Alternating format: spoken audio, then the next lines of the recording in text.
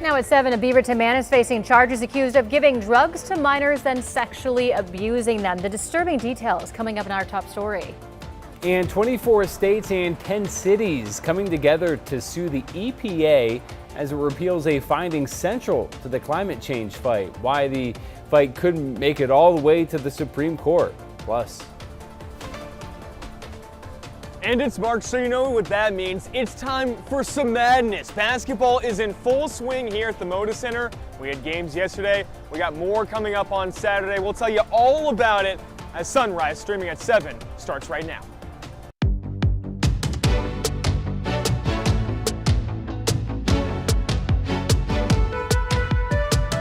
Good morning, and thank you for joining us live at 7 o'clock. I'm China Green. And I'm Matthew Herchick. Happy Friday, everyone. Rod Hill and Chris McGinnis standing by with a look. We're only 45 minutes away from spring, guys. 45 minutes. Let's go. And perhaps just as important for Oregon students, we're only hours away from spring break starting, which of course is all of next week. We've got solid rain on the radar. Olympia, Seattle, all of Western Washington really clipping stories. So far the rain has been right around Longview, but not really coming through town. We are dry from Vancouver, Portland down through Salem, and we expect to stay dry through the morning hours. Here's our state capital. It looks like they're at peak now, doesn't it? Look at those gorgeous trees, the cherry blossoms in front of the Capitol, 53 degrees. Pioneer Park building looking out over the square and the courthouse this morning. You can see mostly cloudy skies. We're at 54. It is warm outside. Low to even mid-50s out the door, a mix of cloudiness, sun up 713. We'll be overcast, still dry at noon, 60. I start the rain chance for Portland about the time the kids get out of school, around 3 p.m. It'll be 62 at that time. Here's Chris. Rod, we pick it up with a major traffic alert in Cowlitz County. Northbound I-5 right now is shut down, being diverted off the freeway at the Castle Rock exit because of 2 serious crashes. We're told by WSP that they were on the scene of an early morning crash involving a semi that had left the road when about 20 minutes later, a suspected DUI driver ran into the back of one of the patrol cars. Now, this is what we've heard from WSP. No troopers were hurt, and the cars, although severely damaged, the more serious situation at this point is that the driver of that second vehicle has been life-flighted from the scene to Peace Health Southwest. And right now, in terms of the freeway backup, there is a backup in the area. It's a fairly simple workaround to get off the freeway and back on, but there's no word on when that's going to reopen, obviously pending that WSP crash investigation. Freeway drive locally is in pretty good shape here on this Friday morning. We don't have any major issues out there just yet, and you can see that we're still zipping along at a speed limit clip. China, we'll keep you posted. Thank you, Chris. Developing this morning, a Beaverton man accused of selling drugs to high school students and in some cases sexually abusing them has made his first court appearance. So warning, the story does include details about sexual assault. That's right. According to court documents, 29-year-old Joshua Delago was arrested earlier this month after being spotted with an underage Sunset High School student. When police arrived, the 14-year-old told officers that Delago was her drug dealer and had been providing her with methamphetamine. She also said they had been having sex for the past 3 months. Now, after Delago's arrest, investigators interviewed other minors who said Delago had been selling them meth or marijuana. A 17-year-old who admitted to getting meth from the defendant in exchange for approximately $2 and some McDonald's. That 17-year-old also said Delago attempted to engage in sexual acts with her. Now, detectives have identified 9 victims so far, but believe there may be more. Delago faces 19 counts for rape, sexual abuse, and unlawful delivery of meth and marijuana. Meantime, in Vancouver, police arrested a man accused of offering alcohol and drugs in exchange for sex with teenage girls between 13 and 17 years old. 32-year-old Culver Bra right there was arrested last Friday after months-long investigation. He faces 39 counts, including trafficking, rape, commercial sex abuse, among other charges.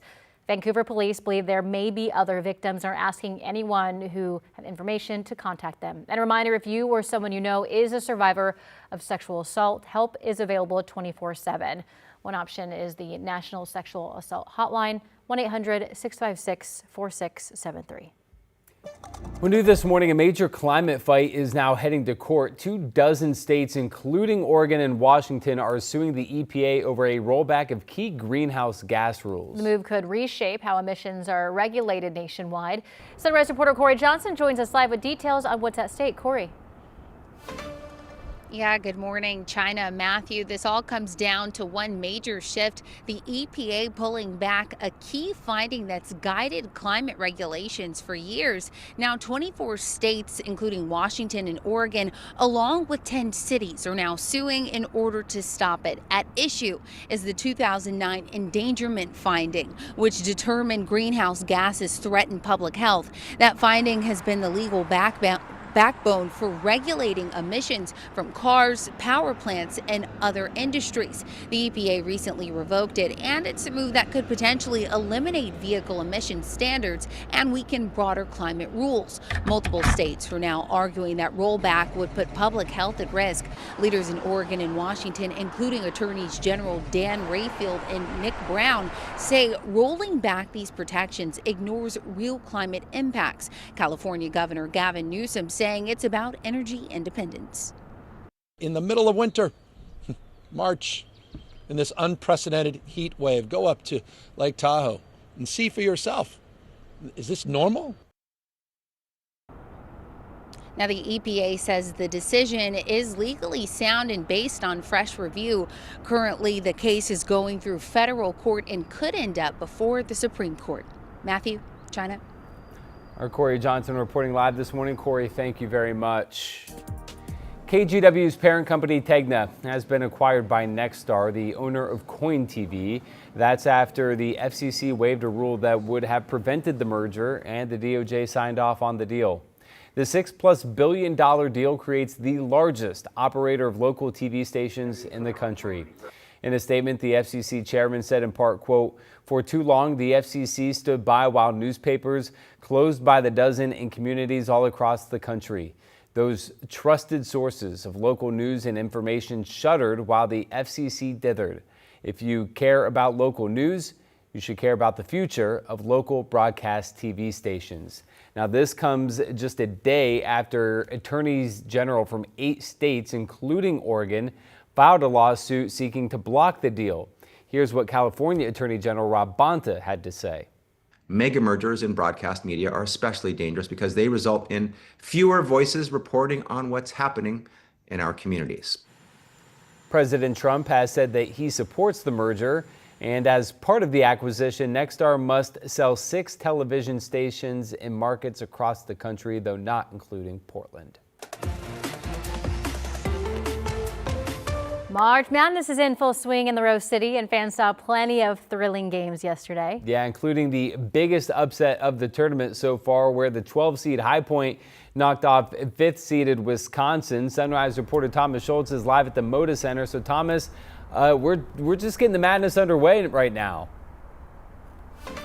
Yeah, look, we're just getting started, especially when you see High Point knock off a good Wisconsin team right behind us here at the Moda Center, and that's just the beginning of a whole lot of fun to come. There's going to be more games here in the round of 32 starting tomorrow here at the Moda Center. But yesterday, and of course this weekend, this whole area was a buzz of fans in all kinds of different jerseys. We saw Arkansas, Gonzaga, BYU, and Wisconsin fans.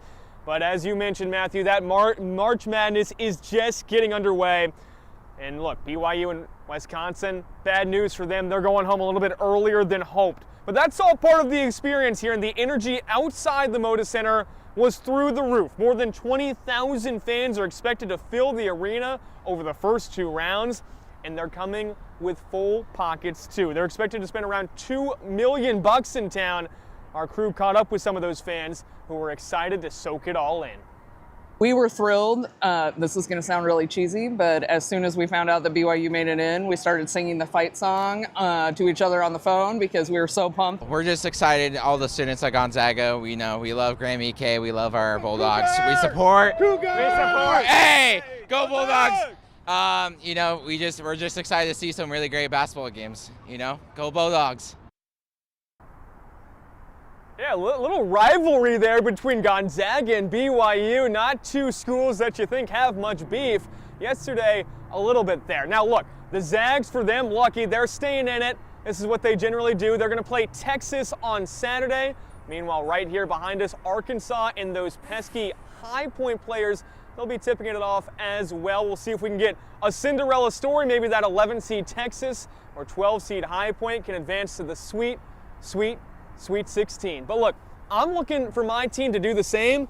Yeah. Mr. Hill, I know you are as well with those Mizzou Tigers. I know one of us here, though, not so lucky. Listen, let's talk about the history books here for a second. Do you guys know what is the largest margin victory in NCAA championship? I'm guessing UNLV of some kind. UNLV versus Duke in 1990. Oh, in the championship game? Yes. How many points was okay.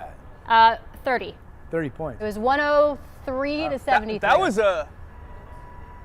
those Red Rebels can run, China. Yes, they could. Those running rebels. Yes, thank you so much. By the way, Thomas, thank you for mentioning my University of Missouri Tigers. I appreciate that. Who's Missouri playing Really again, good Rob? live show. We play Miami, the That's U. right. Miami of Florida. Okay. Good luck. Good luck to both of you guys. I'm out of it, so I don't care anymore. Well, I may not care by the time I go to bed tonight. Here's a look at our radar. We've got rain coming up into Olympia, Seattle, Astoria. So far, though, inland Longview southward, we are dry. Here's the raindrops up on the hill. That's definitely wet as we look at the Astor column from the Astoria column. It's going to be a rainy day for you folks. It is overcast down in Lincoln City, so our central beaches, but being reported as dry and 56 degrees from our Chinook Winds Casino Resort camera. And we are dry with some brightness looking off to the east as we're getting close to the rising sun there from the Wells Fargo building, 54. Yeah, it's really mild out. In fact, this is the warmest start of the week collectively. 57 in downtown, can you believe it? 57 in Tigard. I mean, the normal high for this time of the year on this first day of spring is 58, and we're 57 right now. Good grief. 49 in Albany, 53 up in Canby. Another beautiful 70-something degree day with partly to mostly sunny skies in central and eastern areas of our state. The raindrops already raining up along the north coast. That will slowly move to the south. We've got, I think, Portland raindrop chances starting around 3 this afternoon. And as we go into the evening, there will be some rain slowly pushed down throughout the entire valley.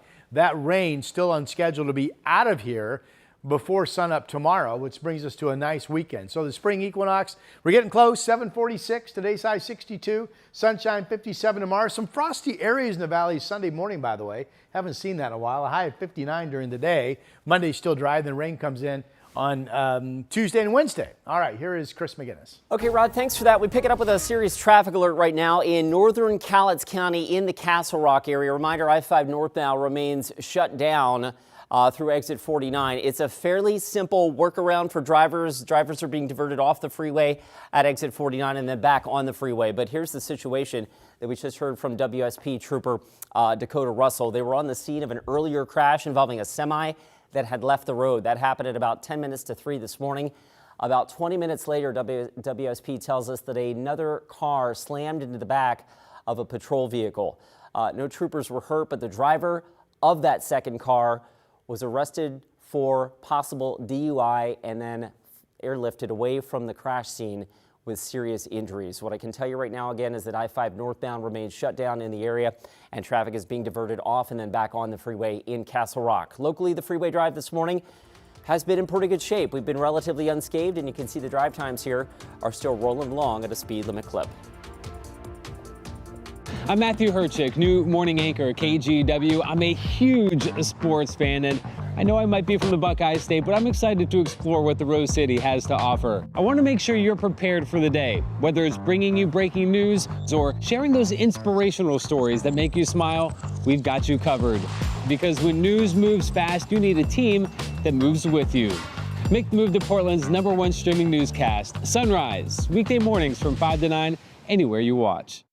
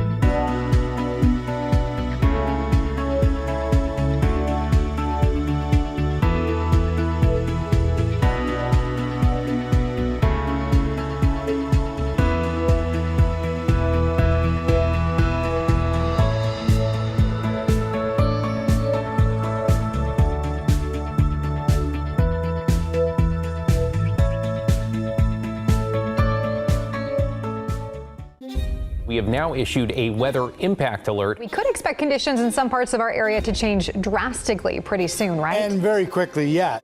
This is significant rainfall coming our way. You'll definitely want to be extra cautious. Certainly becoming increasingly hazardous. We've got the potential for some tree limbs or even trees or power lines to come down. Of course, when you hear thunder, it's always best to take cover. On Weather Impact Alert Days, stream extended coverage on KGW+. Well, we are just about 30 minutes and 11 seconds away from the vernal equinox. That's when the sun is almost directly over the equator, lining things up so that sunrise and sunset are almost even. In Portland, we will have just about 12 hours of daylight today, and at OMSI, experts break down why that happens, even showing it in real time at the planetarium. We actually had 12-hour days and nights on the 17th of March for Portland because of the geometry of the sun.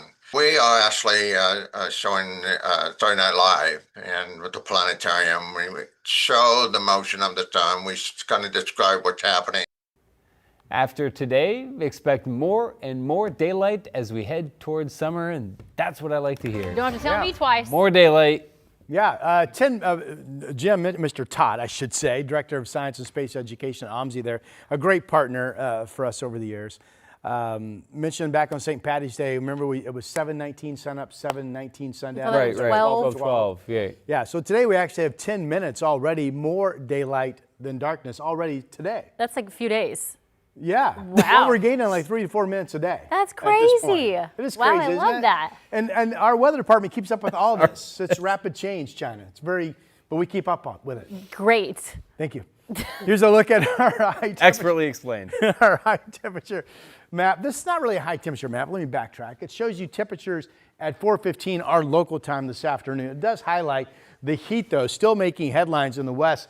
Phoenix 104, I think that high today is like 106 or 107 expected. Reno 85, Vegas nearing 100 degrees, could hit it. Salt Lake City's 80, Boise 82, 80 in Billings, 76 down in Medford. Now, this warm pattern that produced the 81 we had in Redmond earlier this week, produced our first 70-degree temperature in Portland of 71 earlier this week. Back on Wednesday, that was. The front is up here, and this will all start to push down through our area later today into this evening. That will end this crazy warm pattern that we have been in, return temperatures more to a seasonal norm over the weekend. The normal high on this 20th day of March, by the way, for Portland is 58 degrees. You can see the solid rain up to our north, clipping Astoria and nearing Longview. So clearly you folks in Longview could start to get wet at any point now. This is really pretty. Clouds and looking off the east, early sunrise colors from the springs at the waterfront in Vancouver. 55 Kelso, Portland 54, Salem 53, Eugene 46. Freezing out in Burns and Baker City. 50s at the coast as well this morning. Here's the valley forecast. So that rain takes its time. I think Vancouver, Portland, and Salem, you folks will all be dry through the noon hour today. It could be late afternoon before Salem sees any rain, or even early evening for that matter, but enough cloudiness to hold you down somewhat. By hold you down, we're still looking at 65 degrees. Here's Southwest Washington. Mentioned Longview, the rain is right around you right now, so at any point you could get wet. That's why your temperature only around 56 today. Battleground 60, Vancouver 62. Raindrops down into the Columbia River area, maybe as early as around 3 this afternoon, and then pretty wet into early evening overall. Southwest winds 5 to 15 miles per hour. Pretty wet, but rain amounts only expected to be a 10th to 15/100th of an inch with the rain dropping through. Today's high 62. Still looks like all of this is out of here, and we'll start to see clearing tomorrow morning. Saturday 57, Sunday 59. Again, Sunday morning I've got Portland at 35. Could be our first frosty morning in a while in scattered areas of the valley. Monday still dry. This is wet, and right now this looks to be rain at Cascade Pass level on Tuesday. But dropping snow levels Tuesday night into Wednesday could produce at least some snow accumulation over the highways for travel Wednesday morning. For now, here's Chris. Rod, thanks. We pick it back up with that traffic alert in Cowlitz County. Again, northbound I-5 in the Castle Rock area is being diverted off and then back on the freeway at exit 49. This because of a pair of crashes that happened, one at about 10 minutes to 3 and another 20 minutes later involving what WSP says was a suspected DUI driver on in that area. So what I can tell you right now is that I-5 northbound commute is just simply off the freeway and then back on, but there are obviously some local slowing getting around that, heading north out of Cowlitz County and beyond on I-5 northbound. In the metro area, again, traffic's still in pretty good shape. We've been relatively unscathed with any major issues here. The freeway drive still zipping along at a speed limit clip. NBC News has learned the U.S. military is accelerating the deployments of thousands more Marines and sailors to the Middle East. I'm Alice Barr in Washington with the latest details coming up. Hi, I'm Christine Padawanich. I'm a journalist at KGW, and I love exploring Portland's amazing food scene. New spot? I'm there. So I don't just report about our community, I belong to it. What happens here affects us all, and that's why we care so deeply about getting it right. And when local journalism is done right, it doesn't sit still, it moves. It moves you to act, to vote, to volunteer, to speak up, or to lend a hand. It moves your mind by challenging assumptions and offering new perspectives. It moves you forward by giving you the information to make decisions and thrive where you live. And yes, it moves your heart through the good stuff that stays with you wherever you are. And at KGW, we're here for all of it. These are the stories that move Portland.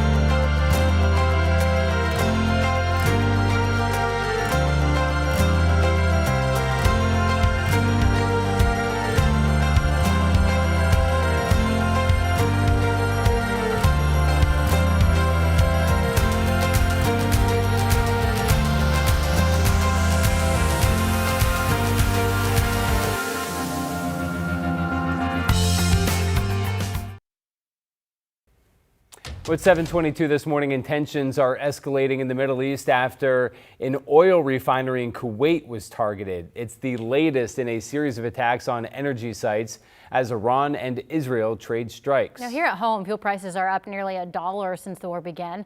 Now, the Pentagon is asking for more funding as President Trump continues to say the war could end soon. NBC's Alice Barr has the latest. This morning, an oil refinery in Kuwait joining the growing list of energy sites targeted across the Middle East as Iran looks to ramp up the pain for the global economy, while Israel hammered a major Iranian gas field and President Trump threatened worse if Iran keeps attacking Gulf allies like Qatar, all with gas prices already up around 90 cents a gallon since the war began. I thought that it would go up more than it did. But we're doing this excursion, and when it's completed, we're going to have a much safer world. With questions mounting about how much longer the war will last, NBC News has learned the U.S. military is accelerating the deployment of thousands more Marines and sailors to the Middle East, according to two people familiar with the decision, who say at least 2,200 Marines are expected to deploy from San Diego in the coming days. President Trump again pressed on plans for boots on the ground. I'm not putting troops anywhere. If I were, I certainly wouldn't tell you. But I'm not putting troops. His administration is asking Congress for another $200 billion in wartime funding. House Speaker Mike Johnson backing the president's approach. I think the mission is all but complete. Asked why then the military needs billions more. It's a dangerous time in the world, and we have to adequately fund defense. Democratic leadership pointing to rising prices, not just gas, but jet fuel and mortgage rates. Let's focus on bringing down housing costs, bringing down health care costs. Promising another effort to rein in the president's war powers, a move Republicans have called dangerous and so far blocked. In Washington, Alice Barr, NBC News. And according to AAA, Oregon's average price for gas is now up to $4.78 a gallon. Washington has an average of $5.22 a gallon, while the national average sits at $3.91. All right, we have breaking news just into the newsroom. Actor Chuck Norris has died following a medical emergency. Norris was hospitalized in Hawaii after the star posted a video on social media showing him sparring with a physical trainer. His family confirmed his death in a social media post. The now world-renowned actor got his start in Hollywood when Bruce Lee invited to play in 1972 movie The Way of the Dragon. Soon after, he became an international action star, acting in lead roles in numerous movies. He was 86 years old. Spanish authorities say they have found the body of an American student who disappeared in Barcelona. Crews pulled 20-year-old Jimmy Gracie's body from the water of a popular beach after a frantic 3-day search. His friends tell NBC News that they saw him partying there at 3 a.m. on Tuesday and nothing seems suspicious. The cause of death is under investigation. Well, coming up next in our half hour, the latest in the ongoing battle over Oregon's gas tax, why some Republicans have filed a federal lawsuit against the Secretary of State. And some popular TikTok creators may soon be coming to Tubi. A look at the new deal coming up in your consumer headlines at 7:45. Don't go anywhere. Sunrise Streaming It Live continues after this.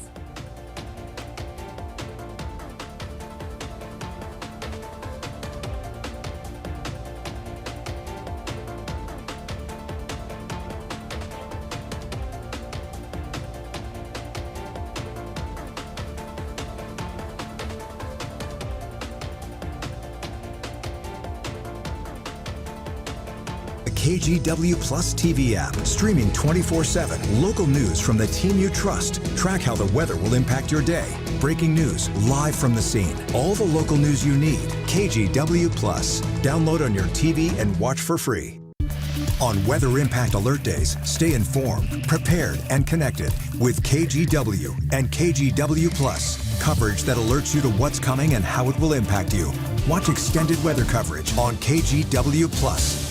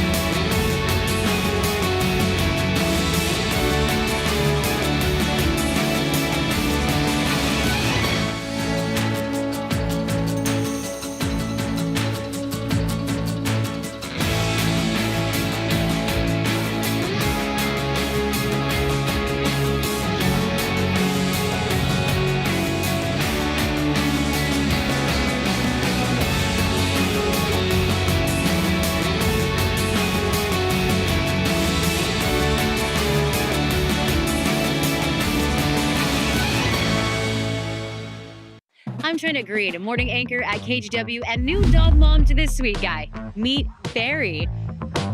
I love getting your mornings off to a great start, whether it's sharing stories of resilience and triumph in our community, or following breaking news from Beaverton to Gresham and everywhere in between. We've got you covered, because when news moves fast, you need a team that moves with you. Make the move to KGW Sunrise, weekday mornings from 5 to 9, anywhere you watch.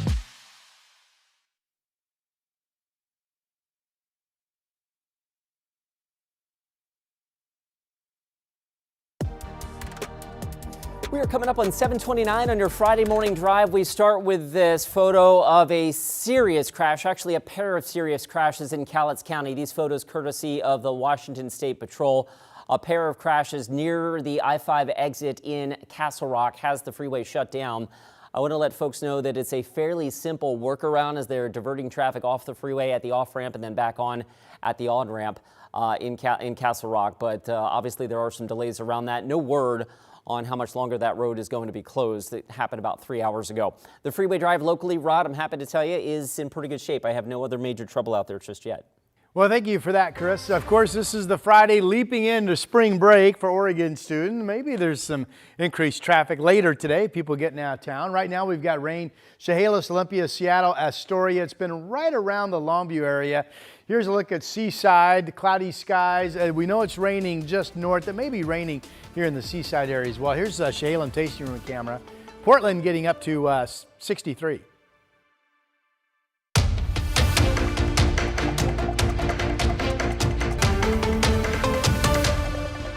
We have breaking news out of Cowlitz County right now after a patrol vehicle was hit while troopers were responding to another crash. Yeah, this is impacting I-5 northbound near milepost 49. Sunrise reporter Thomas Schultz is live on I-5 and Drive 8. Thomas, what do we know about this right now? Yeah, guys, what we know so far as we're on our way up there is that just before 3 o'clock this morning, that is, troopers were responding to a semi-truck that was blocking 2 lanes along I-5 North up in Cowlitz County. Troopers had their emergency lights on and were blocking the left and middle lanes. We've got some pictures of this crash we want to show you. A few minutes later, a car did not yield to those emergency lights and slammed into the back of one of the patrol vehicles, pushing that car into the second patrol car. The driver was arrested for DUI and life-flighted to Peace Health Southwest with serious injuries. Now, what we know so far, fortunately, those troopers were not injured. For more on that traffic, we want to get over to Chris McGinnis as well with more on this. Chris? Yeah, thank you for that, Thomas. So for drivers and the traffic impact at this point, it's a fairly simple workaround. Traffic we're hearing from WSP is that they're being diverted off the freeway at the Castle Rock exit and then back on. However, as you can see here with the red line building northbound into Castle Rock, there are some delays getting around that crash scene. No word, of course, on when that's going to be reopened. These investigations typically take 4 or 5 hours, so that might give us an idea that maybe by the tail end of the morning commute, we might be close to reopening, but no word on that yet officially. Here's the drive locally. We're in pretty good shape. Highway 26 near the Sylvan Hills still zipping right along. The Banfield looks pretty good. Friday light, we like to say, on a Friday morning, because typically the Friday morning volume is lighter than Monday through Thursday. And Rod, as you can see in the drive times, that is true to form this Friday. Back to you. All right, good news there at the tail end of it, Chris. Thank you. We do have solid rain.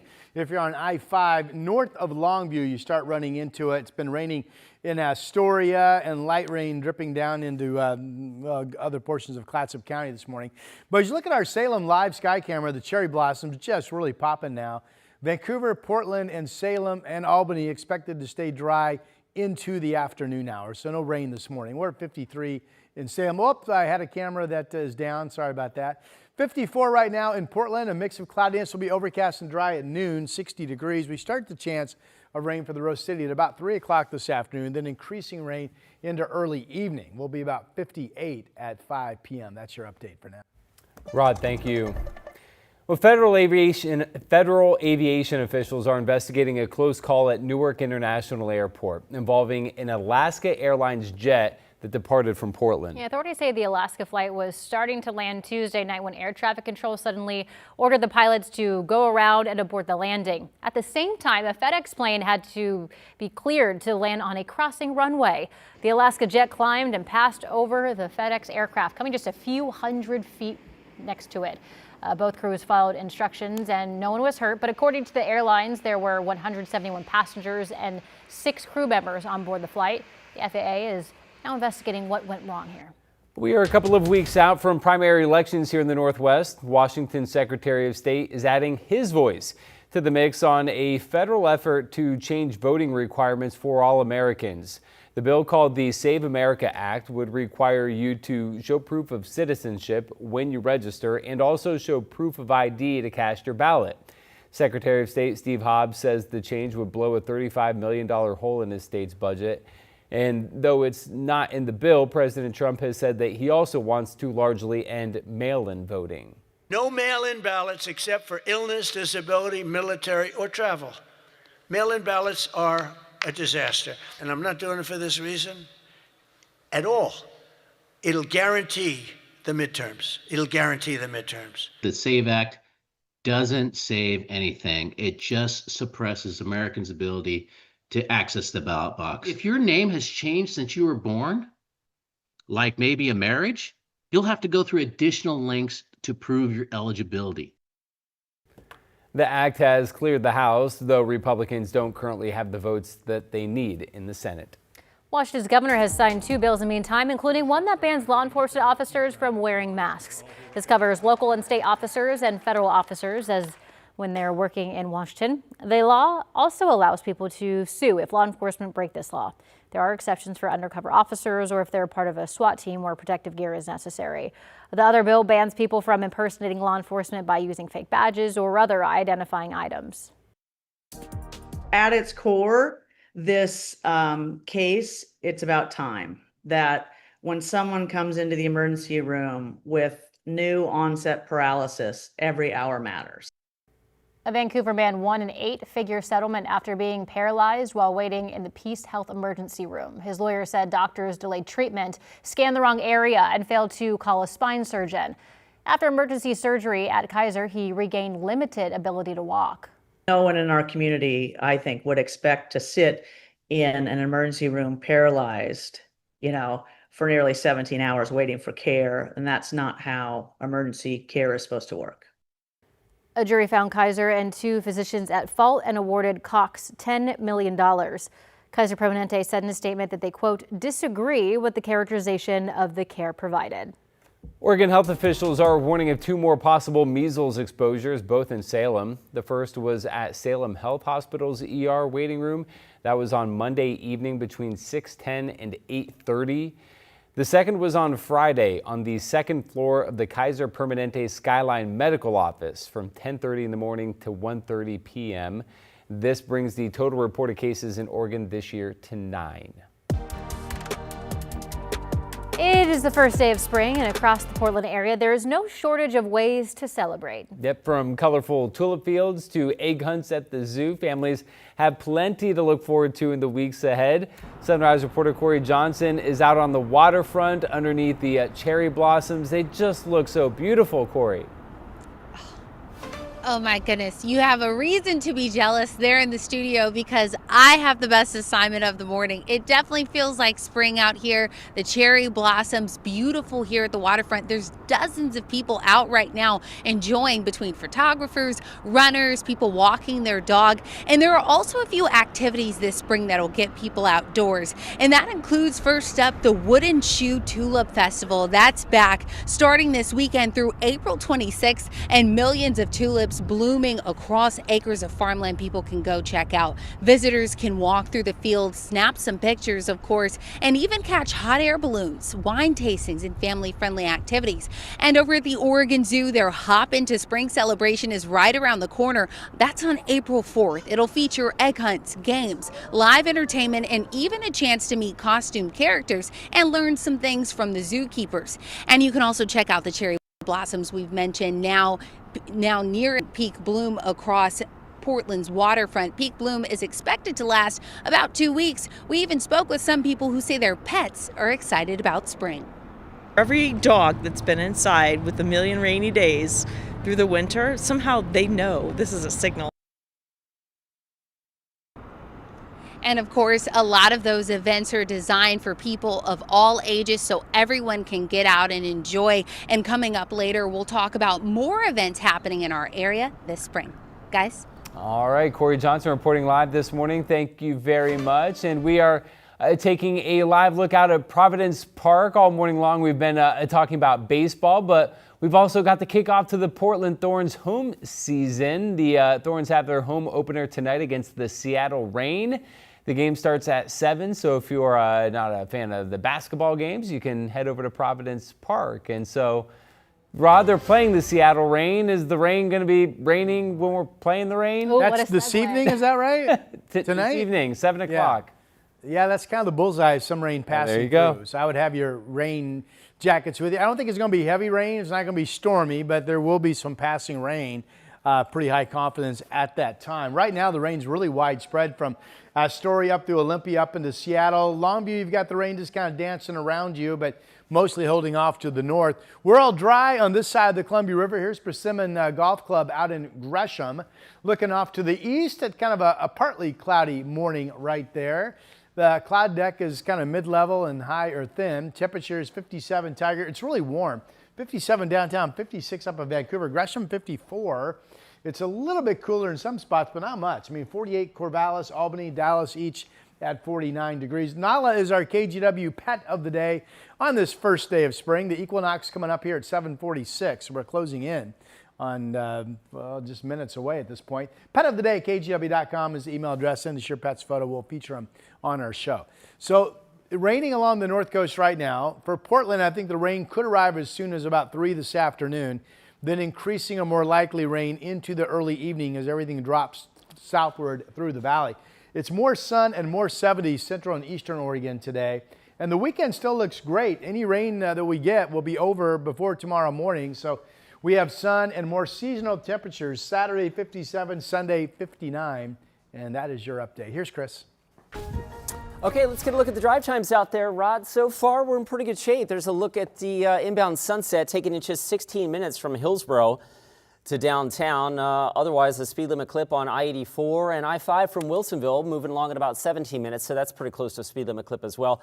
And guys, the trip out of Clark County right now, easy breezy over the Interstate Bridge and the Glen Jackson Bridge. We are free of any major traffic trouble in the metro area. However, in Cowlitz County, northbound I-5 remains shut down and diverted off the freeway in the Castle Rock area because of a pair of crashes. The traffic impact at this point is fairly straightforward. Northbound I-5 is diverted off the freeway at exit 49 and back on the northbound ramp. But there are some significant delays in the area, so pack your patience headed northbound. We'll keep you posted, guys. Thank you, Chris. Still to come on Sunrise, TikTok creators coming to Tubi. A look at the new deal that could bring your favorite TikToker to your TV. Sunrise returns with your consumer headlines in just 2 minutes. I'm Matthew Herchick, new morning anchor at KGW. I'm a huge sports fan, and I know I might be from the Buckeye State, but I'm excited to explore what the Rose City has to offer. I want to make sure you're prepared for the day, whether it's bringing you breaking news or sharing those inspirational stories that make you smile. We've got you covered. Because when news moves fast, you need a team that moves with you. Make the move to Portland's #1 streaming newscast, Sunrise, weekday mornings from 5 to 9, anywhere you watch.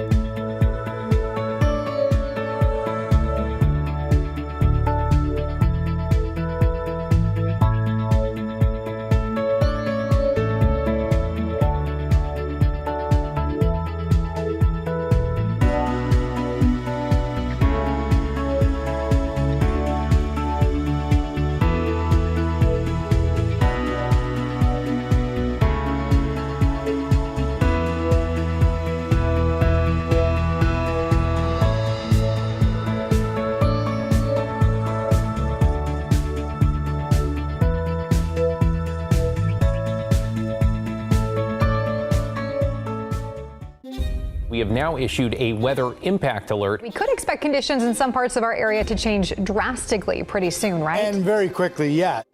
This is significant rainfall coming our way. You'll definitely want to be extra cautious. Certainly becoming increasingly hazardous. We've got the potential for some tree limbs or even trees or power lines to come down. Of course, when you hear thunder, it's always best to take cover. On Weather Impact Alert Days, stream extended coverage on KGW+. It's 7:43 and we are just 2 months away from a statewide vote over a contentious gas tax hike here in Oregon. Republican State Representative Ed Deal, a coalition of voters, and a political action committee have now filed a federal lawsuit against Secretary of State Tobias Reed. In the lawsuit, they allege citizens didn't have enough time to participate in crafting the voter pamphlet, which is created for each measure on the ballot. Deal's spokesperson says normally citizens have 50 days to submit arguments that they want to include on the pamphlet, but only had 10 days for this measure after the legislature voted to move the transportation tax vote to the May election. Now, initially, Oregonians were expected to vote on the $4.3 billion bill in November. In the lawsuit, Republicans like Deal argued that the Secretary of State, Tobias Reed, failed to provide timely, clear instructions to the public. In a statement read in part, quote, "We will continue to follow the law. We hope this issue will be resolved quickly because there are rapidly approaching deadlines for election officials to produce the voters' pamphlet in a timely manner." All right, in your consumer headlines this morning, Apple is urging iPhone users to update their software to protect against hacking. Researchers say hackers in Russia and China have developed tools that can gain remote access to phones and steal data. Apple says that those threats only affect devices running older software and that updating your phone is the best defense. The latest operating system is iOS 26. Apple also released a special update for older phones that can't fully upgrade to help block these attacks. And Ford is recalling more than 800,000 vehicles, including the 2021 to 2026 Broncos and 2021 to 2024 Edges. The National Highway Traffic Safety Administration says their rear view cameras don't always show images as intended and that a software update should fix the issue. This follows a separate Ford recall of nearly 2 million other cars also involving rear view cameras. Your favorite TikTok creators could soon be heading to a new platform. Fox's free streaming service Tubi is teaming up with TikTok to create original shows. The content will feature top creators and will stream exclusively on Tubi. Shows will include both scripted and unscripted formats, and the first projects are expected to launch this summer. And speaking of TikTok, you may have recently seen a video you didn't even notice was AI. That's because AI-generated content is becoming too realistic and harder to spot. Very hard. From political ads to war propaganda, experts say that you can't blindly trust what you see online anymore. So how can you spot what's real or fake? Lee Waldman explains. We can't really trust our eyes anymore to authenticate media. AI technology has been rapidly advancing, becoming more sophisticated and harder to spot. We're seeing them used for anything from disinformation, influence campaigns, to perpetuating fraud and economic crimes. In these early weeks of the war with Iran, video has popped up showing a barrage of Iranian missiles striking Tel Aviv, Israel. Another shows people fleeing an Iranian attack at an airport. And a third appears to show captured U.S. Special Forces personnel. All of these fake. Dr. Matthew Stamm, a professor at Drexel University, explains we've seen these types of videos before with the Russia-Ukraine war. Anytime you have a major news event, particularly a political conflict, we should expect to see fake and manipulated media showing up. While AI is becoming more believable, Stamm says his lab has developed technology to detect it. When generative AI creates an image or your camera, there's processing that happens inside that algorithm or inside that device that leaves behind minute traces that our eyes can't see, but we can mathematically characterize. Hani Fareed with Get Real Security says the best way to avoid being duped online is to look to trusted sources like news organizations. Stop getting your news and information from Twitter and Facebook. It's not what it was designed for, and it's not what it's good at. In New York, I'm Lee Waldman. I don't like it. It's scary. I don't either. I said it the other day, I'm a boomer about this AI and robot stuff. Yeah. I don't like it. I mean, my parents just moved out here, and my mother's with it. My mom's 91, but she's a sharp firecracker. But with that said, she's always, Rod, did you see this? I'm like, oh, good grief, Mom. Yeah, like, that's not real. It's not real. It is tough, you were saying. It's tough to see, and it's just tough to see on a small screen and stuff like that if you don't have great eyes. No, and so I have to tell my mom, anymore, if you're really interested in something, you've got to fact check it. You just can't assume that anything on your feed is accurate anymore. Yeah. You really can't, right? Yeah, and I think Spotify has it now with music. Like if you say you like a few artists, it creates an AI channel where it sounds like them, but it's not. And they create music that is generated for you to like. And it sounds like Luke Combs singing, and it's not Luke Combs. And it's just an AI artist? Just an AI person that created a song singing different lyrics. That's not his song, but it's his voice. It is crazy. So if something happens and it wasn't what the weather forecast called for, Yes, that weather forecast was AI. That's not how that AI. works. That was AI. Not how that works. Got to be a get out of jail card here somewhere. All right. Hey, real quick, because speaking of feeds, this has been a talker. Our chief meteorologist, Matt Sofino, talked about it a couple nights ago on the evening news. The fact that La Nina, as expected, is now wrapping up. El Nino predicted to take hold no later than August of this coming summer. 62% of that happening. And it's basketball season. I always say 62%. If your team needs a free throw to be made or they're going to lose the game and the foul shooter is 62%, you're nervous. You're thinking the ball may not go in the basket. So again, this isn't a guarantee, but it is the projected outcome right now that we would be back into El Nino, this plume of warmer water off the coast of South America and the equatorial waters of the Pacific. So what would an El Nino winter mean? Well, the last time we had an El Nino winter was 2 winters ago, 23-24. That was the year that we had no snow basically up at government camp going into Christmas week, which we correctly projected. Now that was kind of the same thing this year, right? But 2 seasons ago, we made it up. We ended the Mount Hood snowpack season at 83% of normal. We're not going to have the same success this time around. Also, 2 seasons ago, it was a winter rain was heavy. January had over 9 inches, and the water year surplus was 3.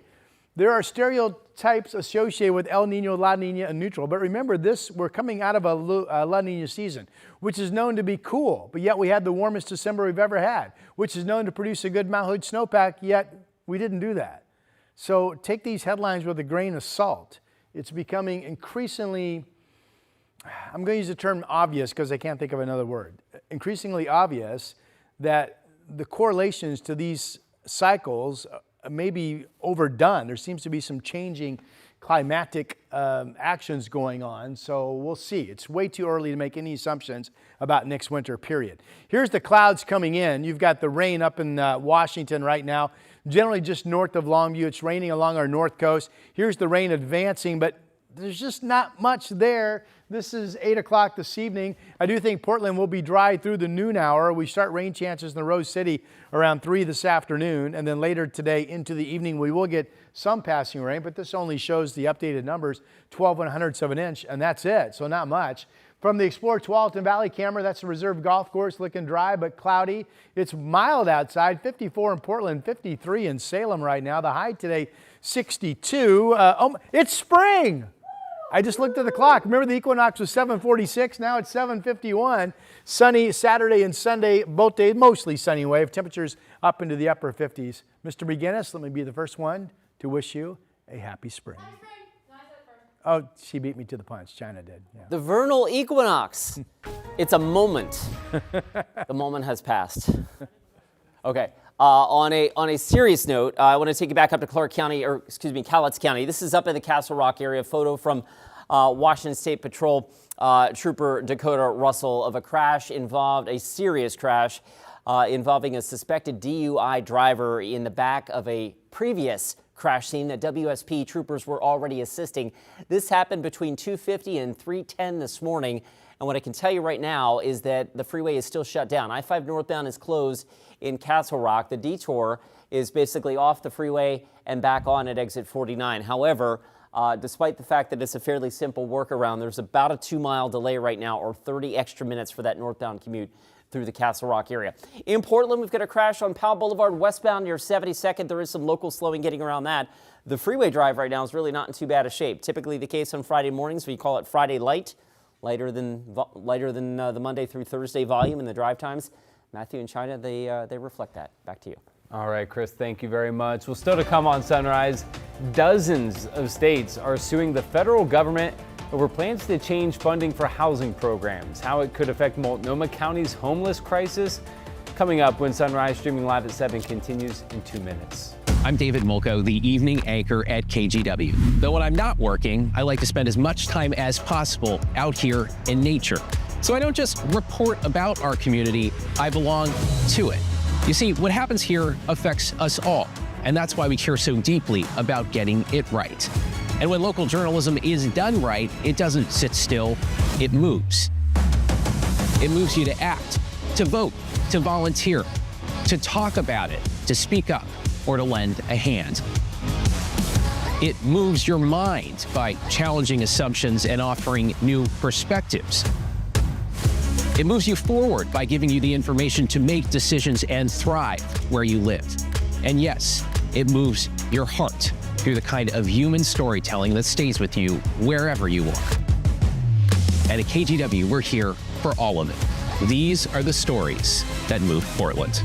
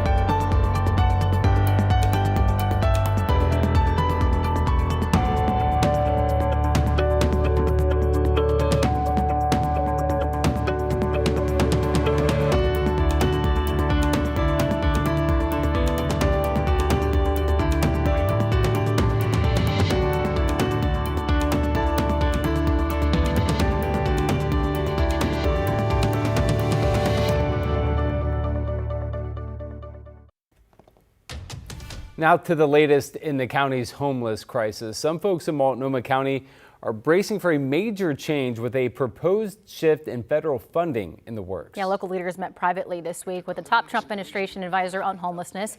County officials say federal funds may shift from permanent to temporary housing. About 1,200 county residents currently rely on federal support for permanent housing.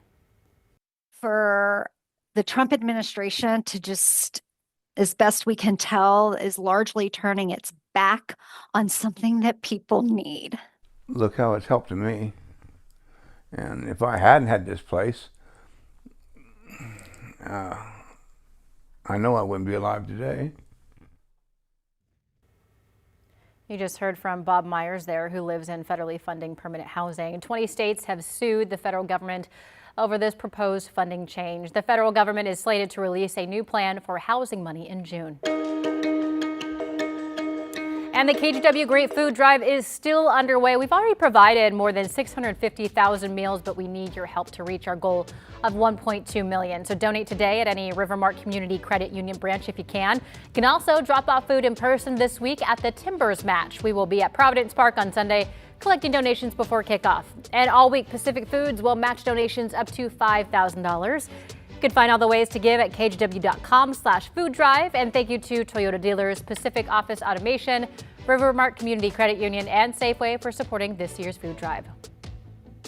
Well, coming up at 8, KGW Sunrise continues live on KGW Plus with another look at that breaking news out of Cowlitz County. Yeah, driver life-flighted to the hospital after troopers say they crashed into a patrol vehicle. The latest on traffic impacts as I-5 northbound is closed near Castle Rock. I'm Matthew Herchick.